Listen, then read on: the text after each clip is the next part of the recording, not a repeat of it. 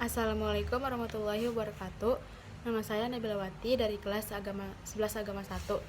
Hari ini saya akan menjelaskan tentang hakikat penciptaan manusia.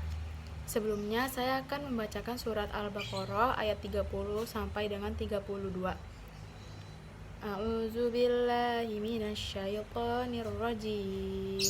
Bismillahirrahmanirrahim. Wa idz qala rabbuka lil malaikati inni ja'ilu fil ardi khalifah qalu ataj'alu fiha man yufsidu fiha wa yasfikud dima'a wa nahnu nusabbihu bihamdika wa nuqaddisu laka qala inni a'lamu ma la ta'lamun wa 'allama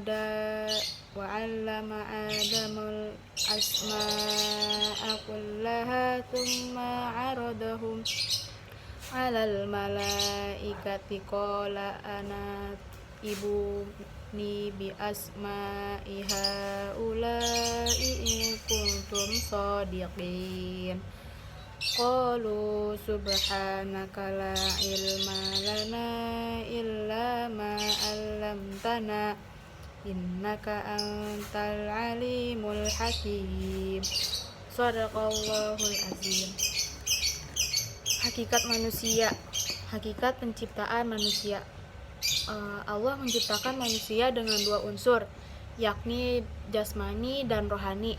Unsur jasmani adalah tubuh atau jasad manusia yang tersusun atas organ dan sistem organ.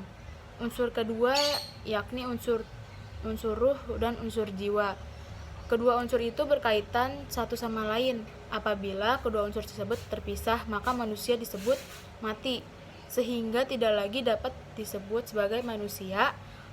Adapun hakikat manusia menurut Islam berdasarkan substansi penciptaan adalah sebagai berikut mengenai hakikat penciptaan manusia. Yang pertama yaitu makhluk Allah yang paling sempurna.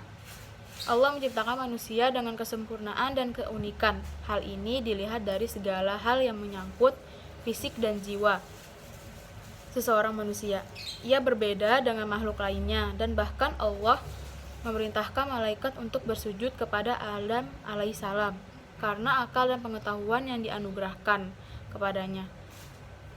Sebagaimana firman Allah Subhanahu wa taala dalam surah At-Tin yang artinya sesungguhnya kami telah menciptakan manusia dalam bentuk sebaik-baiknya. Quran surat At-Tin ayat 4. Yang kedua, manusia sebagai bukti kekuasaan Allah Subhanahu wa taala. Sejak awal penciptaannya, manusia pertama kali yakni Adam alaihissalam telah mengakui Allah sebagai Tuhannya, dan hal tersebut mendorong manusia untuk senantiasa beriman kepada Allah Subhanahu wa taala. Penciptaan manusia juga memiliki hakikat bahwa Allah menciptakan agama Islam sebagai pedoman hidup yang harus dijalani oleh manusia selama hidupnya. Seluruh ajaran Islam adalah diperuntukkan untuk manusia, dan oleh karena itu manusia wajib beriman dan bertakwa kepada Tuhan yang Maha Esa, yakni Allah Subhanahu wa taala. Yang ketiga yaitu manusia diciptakan sebagai hamba Allah. Adapun Allah menciptakan manusia untuk mengabdi dan menjadi hamba yang senantiasa beribadah dan menyembah Allah Subhanahu wa taala, sebagaimana yang disebutkan dalam ayat Quran surat Az-Zariyat ayat 56, yaitu yang artinya, dan aku tidak menciptakan jin dan manusia melainkan supaya mereka mengabdi kepadaku. Ibadah yang semestinya dilakukan manusia terdiri dari dua golongan, yaitu ibadah yang bersifat khusus dan ibadah yang bersifat umum. Ibadah yang sifatnya khusus antara lain yaitu sholat wajib, puasa Ramadan, menerima zakat dan penerimaan zakat serta syarat penerima haji dan sebagainya. Sedangkan ibadah yang bersifat umum adalah seperti melakukan amal soleh yang tidak hanya bermanfaat bagi dirinya akan tetapi bermanfaat untuk orang lain juga, dan dilandasi niat dan ikhlas dan bertujuan hanya mencari keridhaan Allah Subhanahu wa taala semata, seperti bersedekah, menyambung tali silaturahmi dan menikah. Yang keempat yaitu manusia diciptakan Allah sebagai khalifah. Kata khalifah berasal dari bahasa Arab, yaitu khalafa atau khalifatan, yang artinya meneruskan. Sehingga kata khalifah yang dimaksud adalah penerus agama Islam dan ajaran dari Allah Subhanahu wa taala. Sebagai manusia yang berperan sebagai khalifah, maka manusia wajib menjalankan tugasnya untuk senantiasa menjaga bumi dan makhluk lainnya. Dan ia akan memintai pertanggungjawaban atas apa yang diperbuatkannya kelak di hari akhir.